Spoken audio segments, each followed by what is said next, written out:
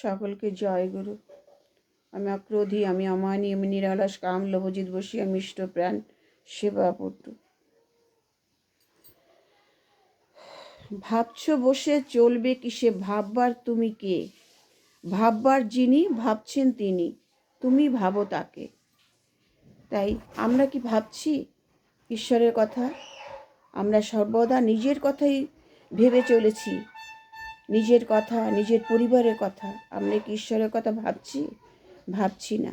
তাই ঠাকুর বলছেন, তুমি তাকে ভাবো আর তোমার ভাবনা তার উপর ছেড়ে দাও। শ্রী ঠাকুর অনুকূলচন্দ্রের কথা। তাই আমরা সর্বদা সাংসারিক কাজে ব্যস্ত, সর্বদা নিজের কথাই ভেবে চলেছি, ছেলে মেয়ের কথা ভেবে চলেছি। এই ভাবতে ভাবতে আমাদের জীবন চলছে, কিন্তু আমরা কখনো ভাবছি না যে যাকে নিয়ে চলার কথা তাকে নিয়ে আমরা চলছি না। আজকাল দেখবেন পরিবারে আধ্যাত্মিকতা, তারপর ঈশ্বর, ওই ঈশ্বরের প্রতি ভক্তি। হ্যাঁ, আমি এই যে আশেপাশে প্রত্যেকটা পরিবেশে দেখি যে সন্ধ্যা আহ্নি করছে বা সন্ধ্যাবেলা ঠাকুরের করছে খুব কম পরিবারে। এই যে দুবেলা যে ঘরে ধূপ ধুনো দেওয়া, ঠাকুরকে আরাধনা করা, ঠাকুরের প্রতিষ্ঠা করা, কোনো আরাধ্য দেবতাকে নিয়ে চলা, খুব তারা এত কর্মব্যস্ত যে ঠাকুর ঈশ্বরকে তারা ভুলেই গেছে। তাই জন্য ঠাকুর বলেছেন যে প্রথমেই আমাদের কী করতে হবে? আমাদের সত্যিকারে প্রথমে আমাদের একজন আদর্শবান সৎ গুরু ধরতে হবে। একজন যদি গুরু ধরে থাকা যায় বা তার দীক্ষা নিয়ে তার পথে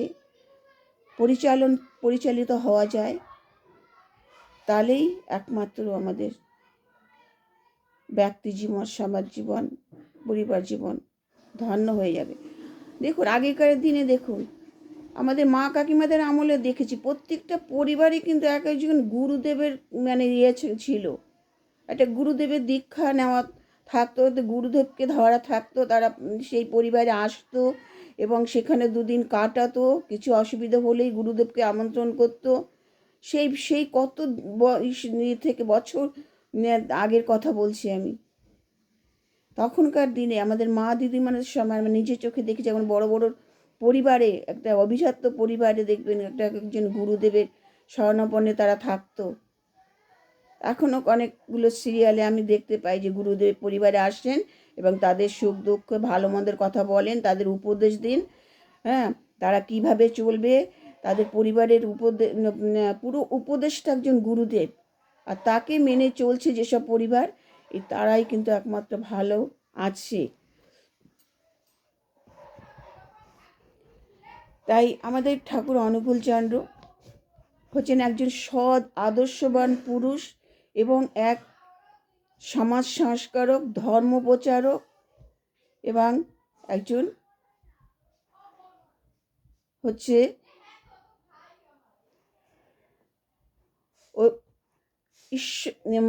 যাকে বলে একদম স্বয়ং ঈশ্বরের প্রতীকী রূপ। হ্যাঁ, তাহলে তাকে মানুষ সেই জায়গাটায় বসিয়েছেন, শ্রী ঠাকুর অনুকূলচন্দ্রকে।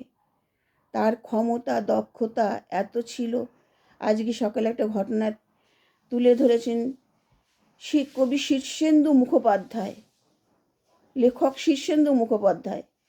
তার জীবনের একটা ঘটনা, তার জীবনে কি ঘটে গেছিল সেই কথা।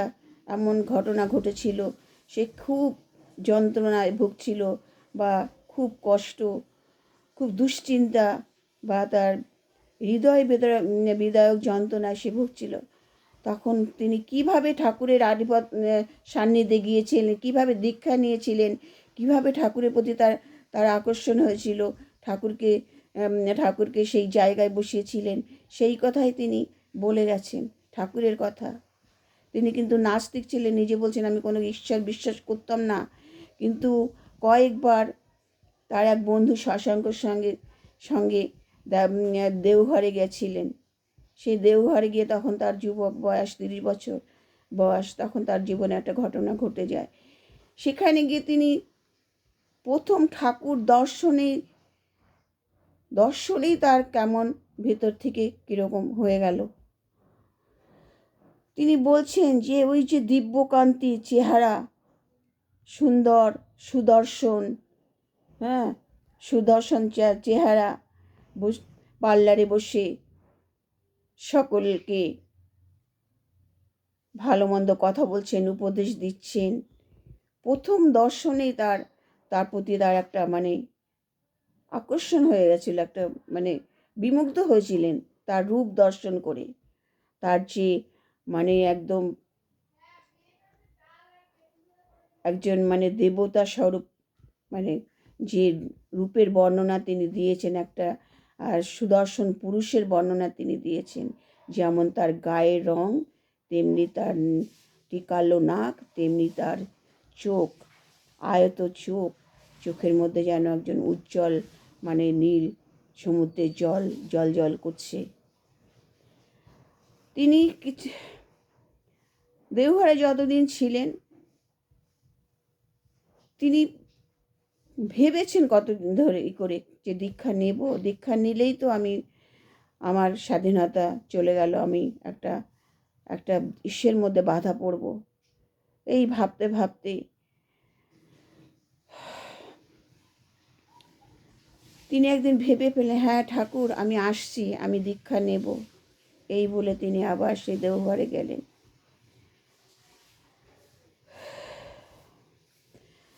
কিন্তু যখনই ঠাকুরের কাছে গিয়ে বসেন, কেন যেন তার একটা ভালো লাগা কাজ করতে থাকে।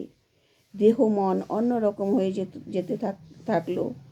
অন্তর্ভেদী, তার সেই অন্তর্ভেদী চোখ, তার সেই চাহনি যেন তাকে একটা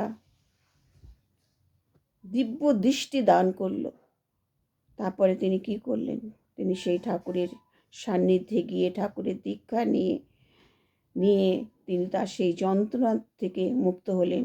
তিনি বলছেন যে কখন দীক্ষা নিলেন, এবং তিনি বলছেন যে আমি ভক্তি ভরে বা বিশ্বাস নিয়ে নাম জপ না করলেও আমি অনবরত তার নাম জপে গেছি, আমি তার বীজ নাম জপে গেছি।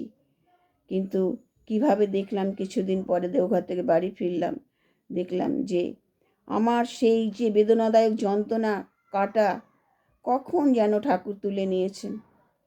আমার আর কষ্ট নেই, দুঃখ নেই, আমি আনন্দময় জীবন। আর আমি বারে বারেই ঠাকুরের সঙ্গে দেখা করতাম, আমি ঠাকুরের সান্নিধ্য পেয়েছি অনেকবার, ঠাকুরের কাছে বসেছি, ঠাকুরের পাশে বসে কথা বলেছি ঠাকুরের সঙ্গে। এই ভাগ্য আমার হয়েছে।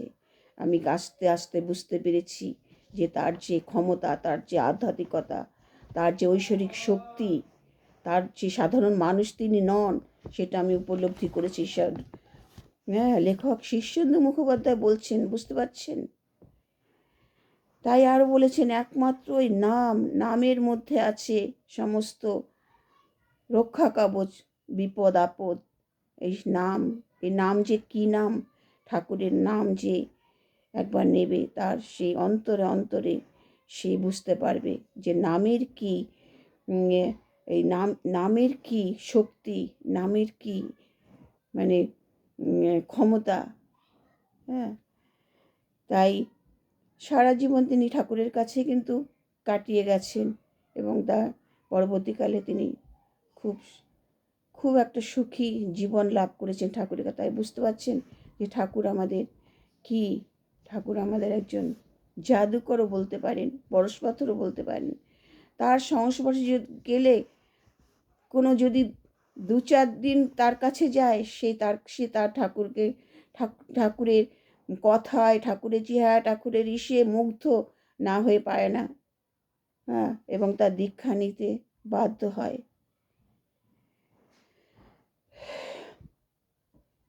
আর সেইভাবে এখনো কিন্তু সেই দীক্ষা চলে এসেছে আচার্য পরম্পরায়।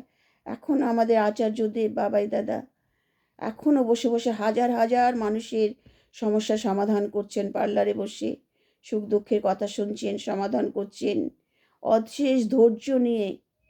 হ্যাঁ, হাজার হাজার মানুষের উত্তর দিচ্ছেন, সমস্যার সমাধান করে দিচ্ছেন। আর আমাদের যে বড়দা ছিল ঠাকুরের একদম একজন প্রতীকী রূপ।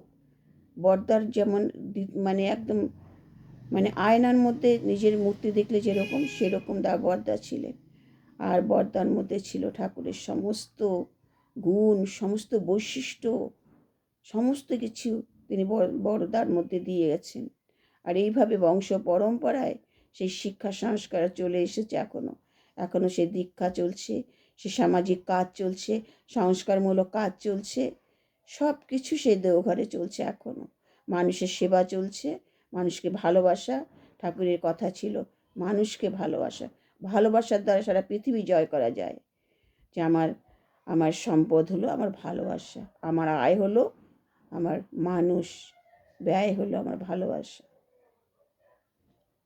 তাহলে একমাত্র তিনি বলতে পারেন যে একটা মানুষের বিনিময়ে আমি একটা সাম্রাজ্য ত্যাগ করতে পারি, একমাত্র তার মুখেই মানায়। জয় গুরু। আমার আলোচনা ভালো লাগলে এটা লাইক, শেয়ার ও কমেন্ট করবেন। সকলের মঙ্গল কামনা করি। সবাই ভালো থাকুন, সুস্থ থাকুন।